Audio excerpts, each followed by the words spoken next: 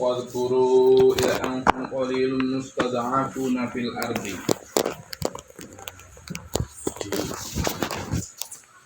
Meleh-melehno dalam bahasa Jawa meleh-melehno. Kalau bahasa Indonesianya apa melehno itu? Apa bahasa Indonesianya melehno itu? Bahasa Indonesia undat-undat. Itu bahasa Turi. Apa bahasa Indonesianya? Undat-undat itu bahasa Indonesianya apa? Apa maksudnya? Mengungkit-ungkit. Nah, mengungkit-ungkit. Mengungkit-ungkit itu kalau sesama manusia tidak boleh ya. Yang berhak mengungkit-ungkit itu hanya Allah. Yang berhak mengungkit-ungkit itu hanya Allah. Nah, ayat ini ngungkit-ngungkit memang. Karena manusia kalau nggak diungkit-ungkit gitu kadang lewer, nggak kunjung ngerti, nggak tahu diri. Nah, ayat ini ngungkit-ngungkit. Kalau pokoknya kalimatnya wadhkuru id antum, kan banyak itu dalam ayat-ayat yang lain. Id antum, ketika kalian gitu. Banyak itu. Terutama yang paling sering diingatkan itu orang-orang Yahudi dari Israel. Bani Israel paling sering diingatkan betapa banyaknya nikmat yang kalian terima. Banyak itu dalam surat. Beberapa hampir tiap surat itu ada itu mengingatkan pada Bani Israel. Ya tidak tiap surat tapi banyak sekali. Dan memang yang berhak mengungkit hanya Allah kepada manusia. Karena manusia ini bebal.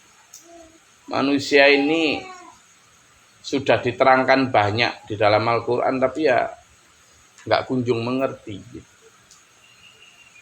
Nah, dalam ayat ini juga diterangkan orang siapa yang diingatkan? Orang beriman siapa? Ya Nabi Muhammad beserta para sahabatnya diingatkan Allah. Wadhkuru, dan ingatlah kalian idza antum, ketika kalian qalil, jumlahnya sedikit.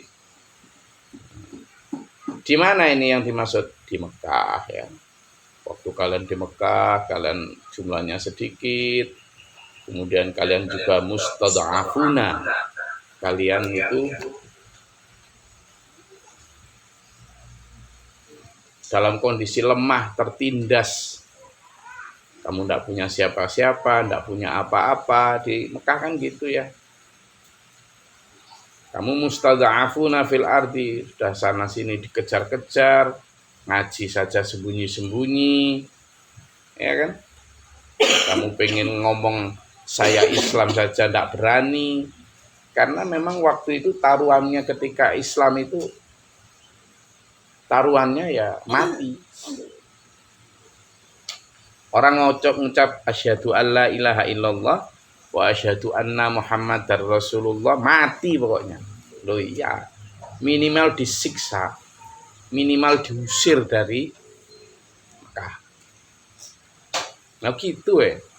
Makanya hadis tentang siapa yang mengucap 2 kalimat syahadat pasti masuk surga, itu lihat konteksnya.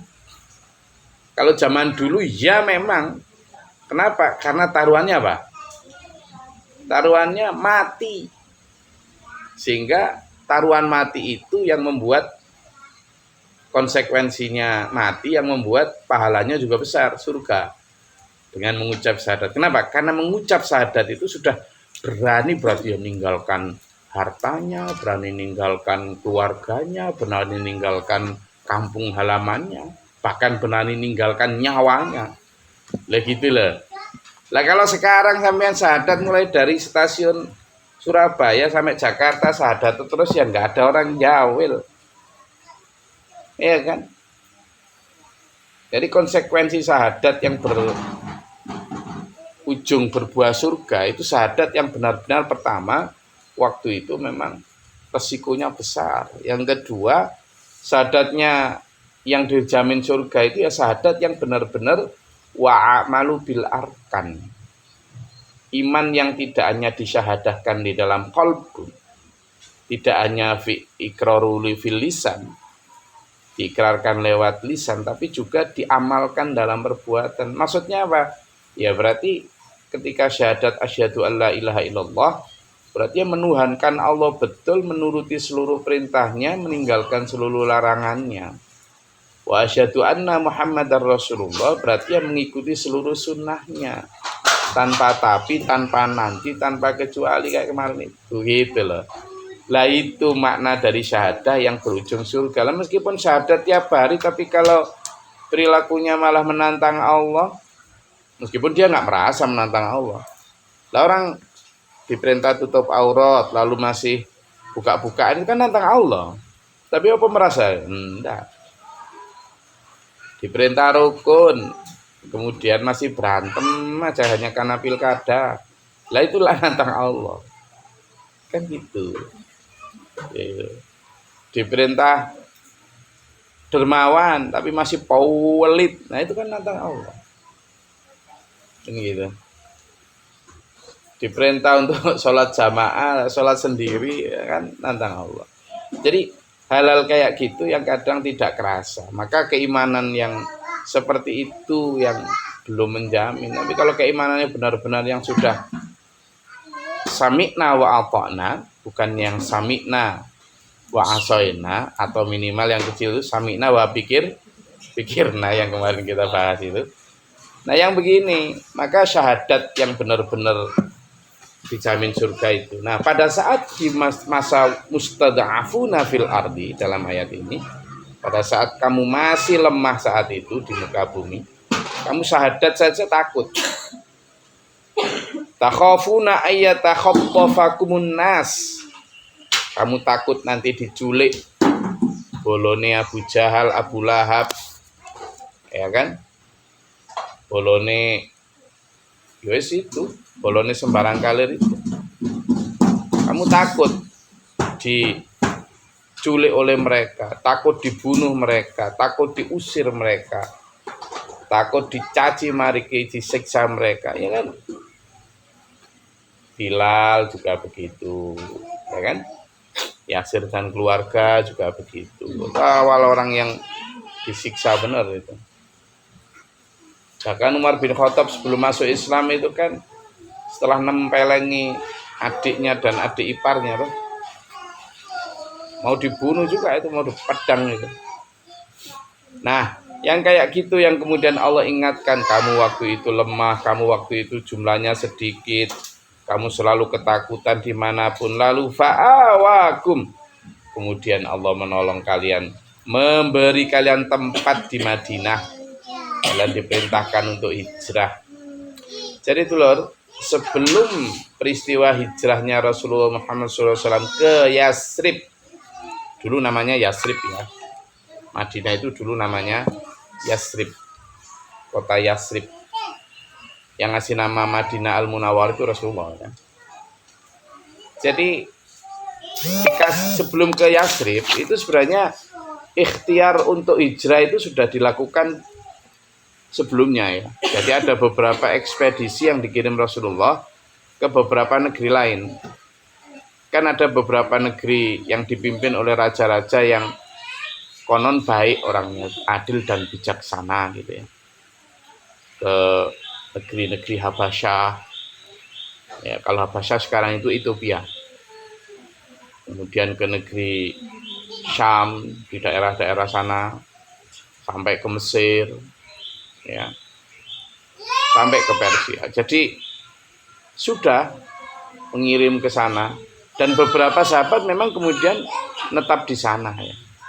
Cuma memang belum ada perintah secara eksodus besar-besaran dari Allah, maka para sahabat dan Nabi Muhammad SAW waktu itu ya tetap untuk sementara tetap di mana, Madinah. Waktu itu memang beberapa sahabat itu sudah untuk nah jawab kemana bahasa untuk ini. Untuk itu wes kudu gak tahan, kudu apa ya, wes kudu ngelawan wae lah gitu, meskipun sedikit wes daripada diinjak terus gini wes. Tapi Rasulullah ngajak bersabar sampai datangnya perintah. Dan kemudian memang di tahun sekitar 12 tahun kenabian lalu ada perintah hijrah itu. Nah, perintah hijrah itulah kemudian ditandai oleh Umar bin Khattab sebenarnya sebagai tahun Hijriyah. Jadi tahun hijrah itu beda dengan tahun kenabian loh ya. Tahun hijrah itu dimulai ketika Nabi hijrah. Kalau tahun kenabian itu sekitar 10-12 tahun sebelumnya ya. Wa ayyadakum binasrihi, dan Allah kuatkan kalian dengan pertolongannya, wa razaqakum minat thayyibati, dan memberi kalian rezeki yang baik-baik, la'allakum tashkurun, agar kalian bersyukur. Kita juga begitu dulur ya. Sudah dikasih Allah banyak kita ini di Indonesia ini, kita kurang syukur. Coba toh bayangkan dulur-dulur di Palestina itu, ya toh? Jangankan ngaji subuh mampu, hanya untuk tidak dibom ditembaki orang Israel saja sudah syukur. Jangankan menyiapkan untuk buka puasa nanti lauk apa, menu apa, enaknya apa, sudah kemarin sudah apa. Mereka makan itu di drop dari pesawat, woyoan hanya untuk roti-roti kering gitu. Anak-anak kecil, anak-anak yatim, jangankan kok kemudian mengagendakan hari ini rekreasi kemana. Lihatlah itu keluarga-keluarga Palestina yang jangankan kok mau rekreasi, ndak ibunya di mana, bapaknya di mana aja ndak tahu itu loh. Zaman keluarga muslim katanya saudara muslim. Kalaupun ndak bisa bantu ke sana ya minimal berempati dengan menahan diri untuk tidak awur-awuran. Ya kan? Bukan tidak boleh, tapi lihatlah saudara sampean. Gitulah. Jadi la'allakum tashkurun itu sampai ke kita agar kita bersyukur. Kalau nggak kayak gitu, wah, wis nggak karu-karuan, wis pokoknya jangan jadikan pedoman lah artis-artis atau ustadz yang artis dan sebagainya. Pedoman Rasulullah. Ya ayyuhalladzina amanu la takhunullaha war rasul wa takhunu amanatikum wa antum ta'lamun.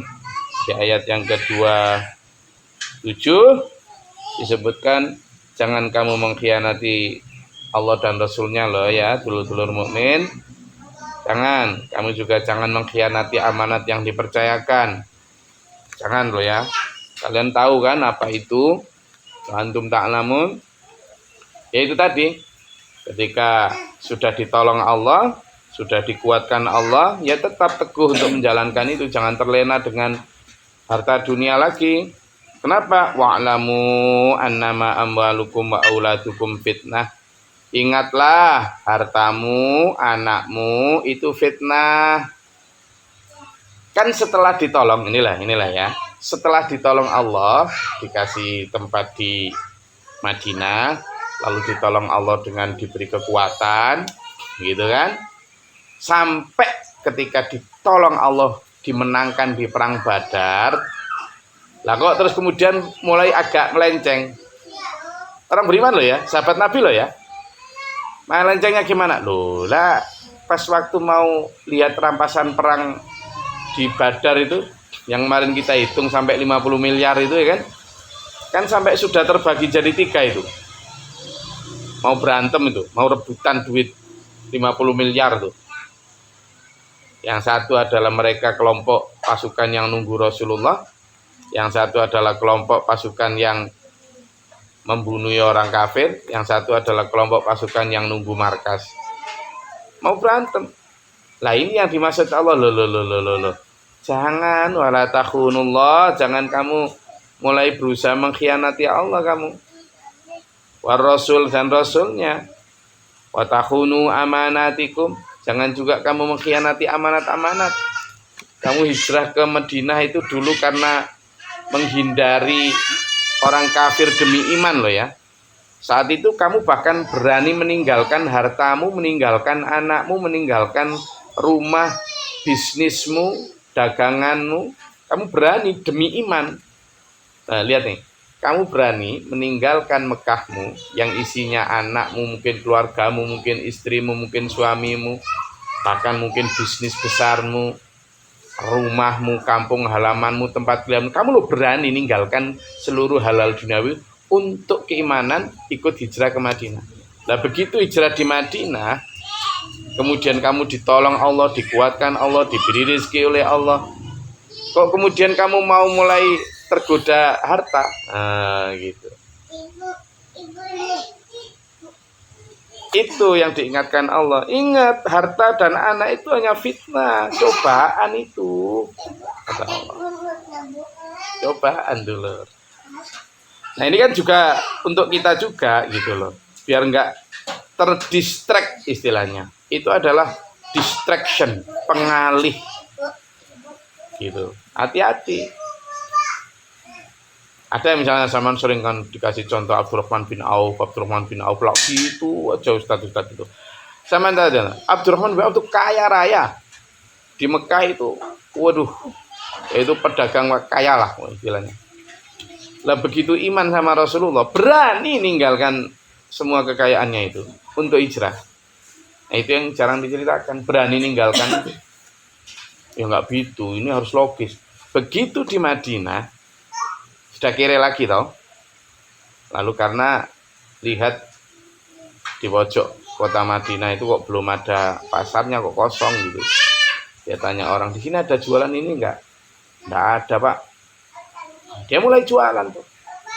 Nah begitu mau jualan, ternyata ya memang balungan soge ya. Kaya lagi dia. Kaya lagi. Begitu kaya lagi, hampir tiap hari dia sedekah. Gimana caranya habis hartanya itu? Gitu dia. Begitu habis, dagangan lagi, kaya lagi, gitu. Nah yang tidak diceritakan itu kan yang keberanian Abdurrahman bin Auf selalu begitu itu. Yang diceritakan ayo soge aja sama orang-orang itu. Nah maka Abdurrahman bin Auf, Utsman bin Affan tidak mengkhianati Allah ketika diberi ini warazaqakum minat thayyibah. Kan saya disebutkan. Jadi wa annallaha indahu ajrun azim. Kamu jangan terpedaya oleh anak istrimu, hartamu. Jangan. Itu semua fitnah. Jadi duit sampean, Mas. Rumah sampean, Bro. Mobil sampean, Om. Itu apa? Apa? Loh, kok wedi ngomong rek? Apa? Fitnah. Hati-hati, innama amwalukum wa auladukum fitnah. Itu semua fitnah. Jadi bahkan di situ ada istrimu pun fitnah. Coba dibuka di surat At-Taghabun ayat 15. Monggo.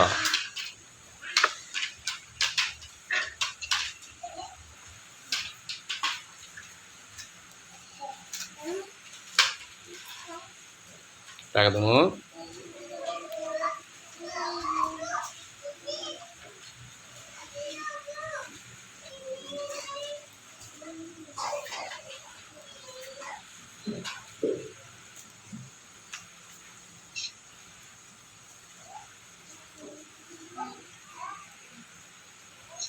Ayo, yang belum baca gantian.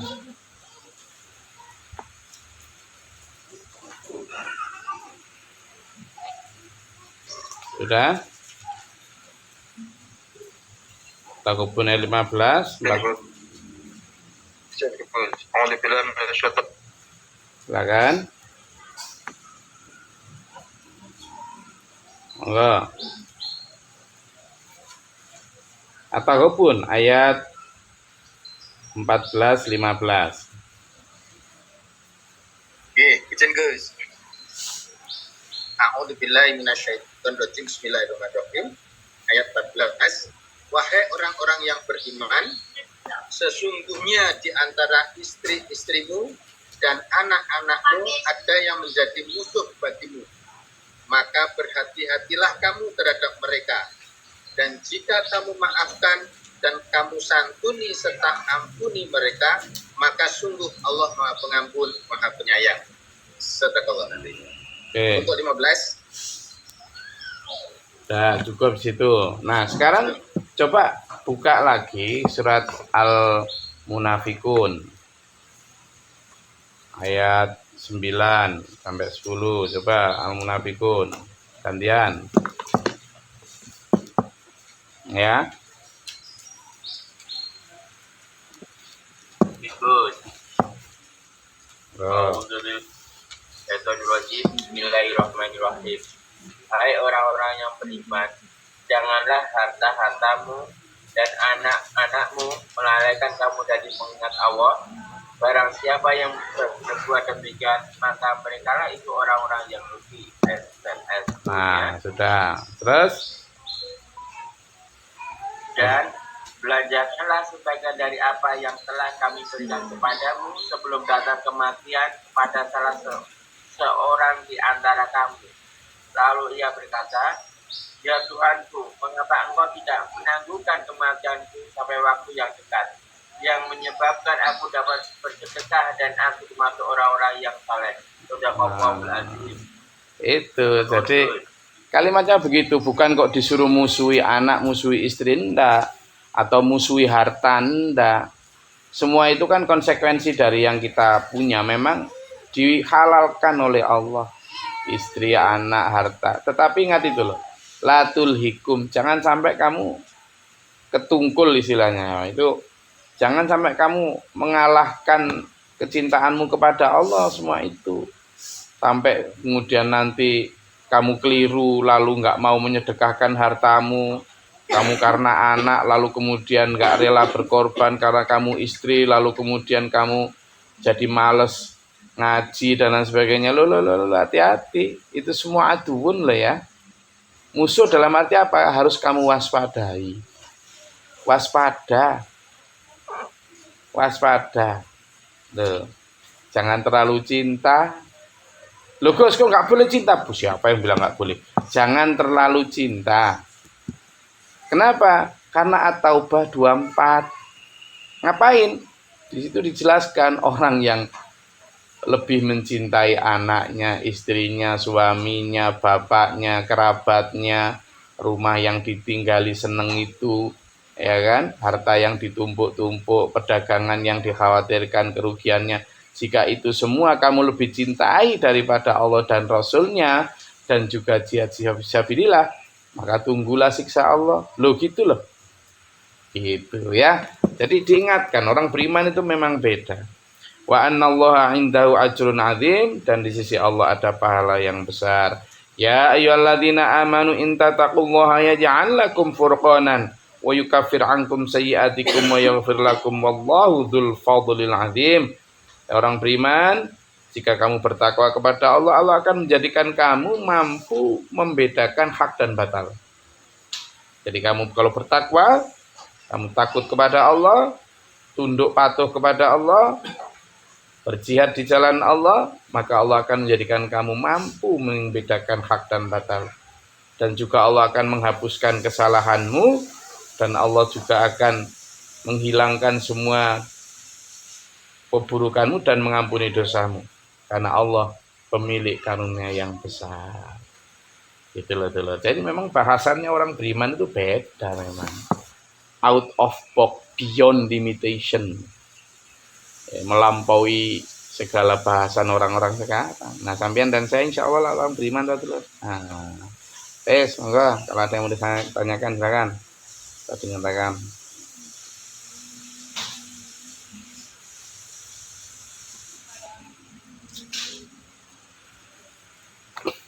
Silakan.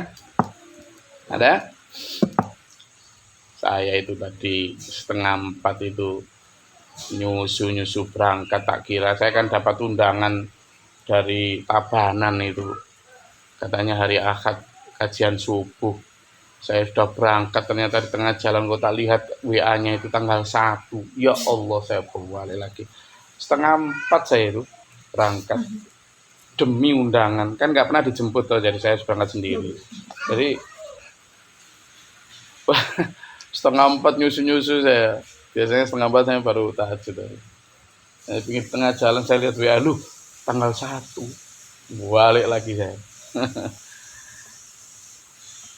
Iya. Ayo silakan. Ada yang mau tanyakan? Ya Mas Ayu. Assalamualaikum warahmatullahi wabarakatuh. Salam. Terkait paparan Gus yang kemarin bahwa putrinya Rasulullah itu menikah dengan orang musyrikin. Ya. Apakah di saat itu belum ada ayat yang bahwa perempuan dilarang untuk menikah dengan non-muslim. Apa dan Gus? Ya, jadi nama siapa anaknya Rasulullah itu namanya putri itu Zainab ya, binti Muhammad. Itu menikah sebelum Rasulullah diangkat jadi nabi. Jadi memang putri-putri Rasulullah itu kan lahir sebelum Rasulullah jadi nabi kan. Jadi kayak Fatimah, Zainab, Ruqayyah, kemudian siapa? Hindun apa siapa ya kan? Ya Hindun ya. Umi Kulsum ya, Umi Kulsum sorry. Itu kan 4 punya Rasulullah punya putri 4 kemudian putra 3 kalau salah. Tapi yang putra ini rata-rata meninggal. Ada lagi yang menyebutkan dari ini. Nah, keempat putri ini menikah sebelum Rasulullah jadi nabi. Jadi ya namanya sebelum ada nabi ya memang ya mantunya ya orang musyrik semua lah, ya kan? Kecuali kalau nggak salah kecuali Fatimah. Fatimah itu kalau nggak salah setelah Rasulullah jadi nabi. Fatimah itu kalau nggak salah. Ya Fatimah itu dinikahkan setelah Rasulullah jadi nabi. Kalau nggak salah setelah Rasulullah di Madinah. Nah, di situ tampak bahwa ya memang larangan itu kan muncul setelah Rasulullah jadi nabi. Jadi tentu ketika itu sudah diberlakukan ya tidak ada lagi terjadi gitu. Makanya ada beberapa yang kemudian cerai karena suami istri itu satu milih Islam, satu milih tetap kafir. Bukan hanya putri Nabi ya banyak. Lalu ada yang kemudian masuk Islam. Tapi kemudian yang masuk Islam ini yang meninggalkan keluarga besarnya karena keluarga besarnya masih kafir. Makanya kemarin satu di antara doanya Abu Jahal ketika mau memerangi Nabi Muhammad kan gitu. Ya Allah, saya ini mau merangi Muhammad yang telah memutus tali silaturahmi, merusak ajaran benar yang kami sudah yakini. Gitu. Karena Nabi Muhammad dianggap sebagai perusak silaturahmi. Gitu. Nah memang kalau secara lahir ya kayak bener kan ucapan itu tadi. Padahal salah, ya bukan begitu. Gitu Mas saya. Ada lagi? Ya, Assalamualaikum warahmatullahi wabarakatuh. Berkaitan dengan pertanyaan Pak Wahyu tadi, Gus. Ya, tapi masih Gus sampai saat ini ulama-ulama yang memperbolehkan Muslim itu menikahkan anaknya dengan kafir dengan asumsi nanti seiring berjalannya waktu nanti memungkinkan istri atau suami yang non Muslim itu bisa menjadi Muslim. Itu yang pertama. Itu makanya sampai sekarang pun sampai boleh dibilang sampai sekarang masih banyak orang-orang yang Muslim menikahi non Muslim. Kenyataannya ya apakah mereka menjadi Muslim? Kenyataannya banyak yang masih dengan keyakinannya sendiri. Kedua, masalah hijrah, jujur aja Gus, memang untuk hijrah itu nggak mudah Gus. Implementasinya itu sangat sulit sekali dengan situasi keimanan seseorang itu kan selalu pasang surut, naik turun Gus. Nah itu bagaimana untuk membuatkan fondasi dalam berhijrah tadi itu, karena hijrah itu ada hijrah fisik dan hijrah non fisik yang mana kedua-duanya kalau bisa itu berjalan maksimal. Untuk mencapai sempurna hijrah yang maksimal itu memang nggak mudah, tapi apa fondasi yang perlu ditekankan di sini. Terima kasih. Assalamualaikum. Jadi kalau untuk menikah itu harus dibedakan ya, menikahi musyrik dan menikahi ahli kitab ya. Kalau menikahi ahli kitab memang dibolehkan, tapi itu pun terbatas. Laki menikahi perempuan. Siapa ahli kitab itu? Yahudi Nasrani. Kenapa laki-laki dibolehkan? Karena ya tentu tujuannya nanti diislamkan. Karena laki-laki adalah qawamun 'ala nisa dalam konsep pernikahan dan rumah tangga Islam. Laki-laki itu pemimpin, pengambil kebijakan, decision maker. Jadi boleh, tapi itu pun ya dengan itu bahwa dalam Islam itu tidak hanya sekedar boleh, kebolehan itu juga berujung pada kamu laki-laki harus mengajak istrimu ke dalam agama Islam. Intinya ke sana. Nah, kalau perempuan tidak boleh menikahi ahli kitab sekalipun, ya tidak boleh. Kalaupun ada yang membolehkan, ya biasa. Memang Islam kan dirusak oleh orang Islam sendiri. Ya sudah biasa itu. Jadi ya sudah tidak bisa diikuti. Nah, tetapi kalau menikahi orang musyrik sama sekali tidak boleh, baik laki maupun perempuan. Ya, kalau menikahi ahli kitab itu surat Al-Maidah ayat 5 bisa dibaca semua ya di sana. Kalau larangan menikahi orang musyrik tidak boleh sama sekali. Itu Al-Baqarah 221. Ya. Di sana jelas. Ya, kalimatnya itu jelas bahwa kamu dilarang menikahi la tungkihul musyrikat. Kamu dilarang menikahi perempuan musyrik, itu dilarang dinikahi hatta tu'minna, sampai dia beriman. Juga tidak boleh yang kufur musyrikin, dan tidak boleh juga menikahi atau dinikahi laki-laki musyrik hatta yu'min, sehingga dia beriman. Tidak boleh. Jelas itu. Nah, itu yang pertama. Yang kedua, bagaimana hijrah? Yang namanya hijrah itu kan sebenarnya keluar dari kebiasaan umum. Keluar dari kebiasaan umum. Jadi yang dalam surat Al-An'am ayat 116 kan kalimatnya jelas, a'udzubillahi minasyaitonirrajim. Wa in tuti aktsara man fil ard, jika kamu mengikuti kebanyakan orang di muka bumi, yudilluka an sabilillah, mereka akan menyesatkan kamu dari jalan Allah. Iyattabi'una illa dhanna wa inhum illa yakhrusun. Mereka itu yang mayoritas mainstream itu, arus utama itu, mereka tidak mengikuti kecuali ya persangkaan saja, mbok menawa saja.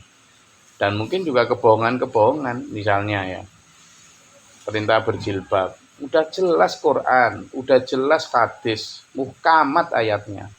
Tapi karena ada seorang ahli tafsir yang mengatakan itu aslinya begini, begini, ya berdasarkan logikanya saja.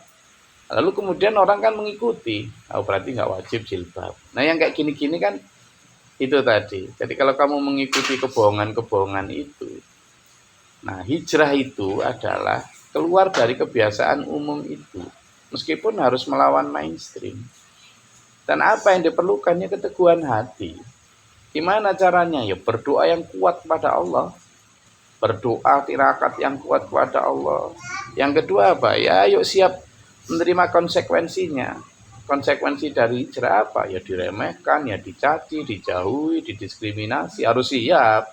Jangan mewek ketika digituin. Memang sudah sejak dulunya. Tadi loh, mustadha'afuna fil ard. Karena Nabi Muhammad ditindas itu dulu. Sudah siap Rasulullah. Lalu yang ketiga apa? Lawan dengan banyak bersedekah. Bersedekah baik tenaga, pikiran, harta. Itu yang akan menguatkan kita di dalam perahu hijrah tadi. Karena memang tidak ada hal lain kecuali ya itu memang satu di antara ikhtiar untuk menjadi orang yang punya keteguhan. Lalu doanya misalnya Allahumma afri alaina sabra wa sabbit aqdamana fansurna 'alal qaumil kafirin. Kemarin fansur sabbit imanana juga. Ya Allah, berikan aku kesabaran Gusti menerima semua ini karena saya hijrah ini ya Allah. Dan kuatkanlah kami dalam pendirian kami, dalam iman kami. Dan kalahkanlah orang kafir, kaum kafir baik di hati kami maupun mereka ini. Memang harus kuat, terutama tengah malam berdoa kepada Allah itu ya. Jadi bagaimana mainstream itu memang sangat melelahkan melawan mainstream itu. Makanya saya selalu beri analogi gini.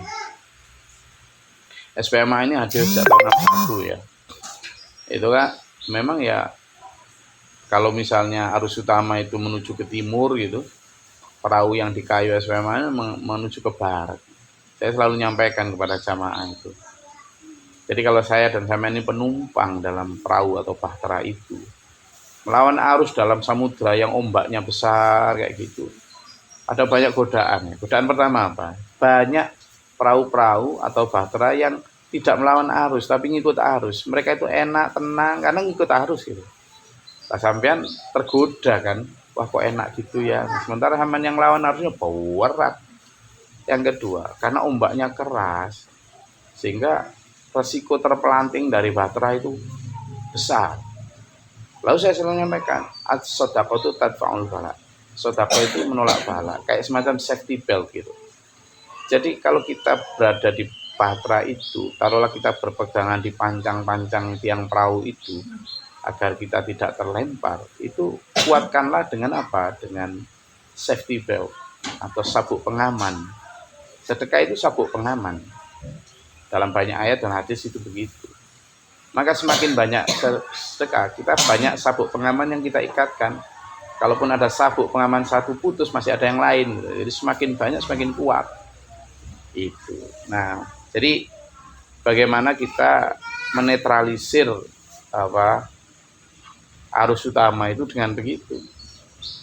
Dan memang ya, kalau saya melihat sungai atau lautan, lalu ada arusnya deras, yang katut atau ikut hanyut arus itu apa aja?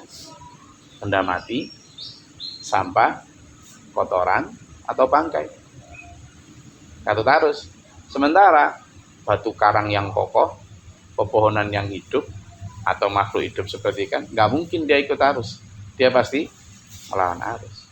Di arus dunia yang penuh hedonisme, materialisme, konsumerisme kayak gini, itu yang ikut arus ya itu tadi. Maka yang melawan arus makhluk hidup. Cuman mau jadi makhluk hidup atau yang lain? Nah, itu pilihannya kita gitu loh ya.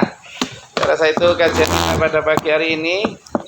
Semangat, hari Ahad nanti ada turnamen futsal di sini. Siapa yang mau ikut ini? Nah, sudah kita bikinkan gawannya. Nah, setelah turnamen futsal juga kita adakan turnamen bulu tangkis. Cuma yang juara-juara bulu tangkis nggak berani datang. Mas Ayu tolong dikabari Mas Ayu. Ya kita nanti habis ngaji insya Allah kata ada yang mau ngajak olahraga futsal sama olahraga poli katanya. Ayo siapa yang hadir mau nanti habis zuhur kita menyehatkan tubuh. Alhamdulillah mudah-mudahan bermanfaat. Tetap semangat mencari ridha Allah dunia akhirat dunia akhirat. Allahumma shalli wa sallim. Allahumma fil lil mu'minina wal mu'minat wal muslimin muslimat wal akhirat. Allahumma hdina fi man hadait wa afina fi man afait wa tawallana fi man tawallait wa barik lana fi ma atait wa qina syarra ma qadait wa innaka taqdi wa la yuqda. Astaghfiruka wa atubu ilaika wa sallallahu alaihi wasallam. Allahumma da'fana al-bala' wal waba' wa dan hastina min jinni syaitan wa kharabana natina wa lina sabila. Rabbana mana faktubna ma syahidin Rabbana la tuzigh qulubana ba'da idh hadaytana wa hab lana min ladunka rahmah. Rabbana wa la tahmilna ma la taqata lana Rabbi a'udzubika min al-jahd. Innama la nafa'una wa nafi'na wa nafi'na. Anta mana masalah belum tak kepikiran sama sama. Rabbi a'udzubika min hamazati syaitan wa a'udzubika rabbi a'udzubika min rahmatika. Allahumma ta'ala nabba rahmatika Allahumma anzil 'alaina rahmatan wa taqabbal anta rabbana. Allahumma afriq lana sabra wa tsabbit banana fa'ansurna min kafirin Allahumma fadir samawati wal ardi min ghaibi syaitan. A'udzu billahi min syaitanir rajim wa tarki syafa wa syamalatin adamu sallallahu alaihi wa sallam. Rabbana hab lana min azwajina wa dhurriyyatina qurrata a'yunin waj'alna lil muttaqin.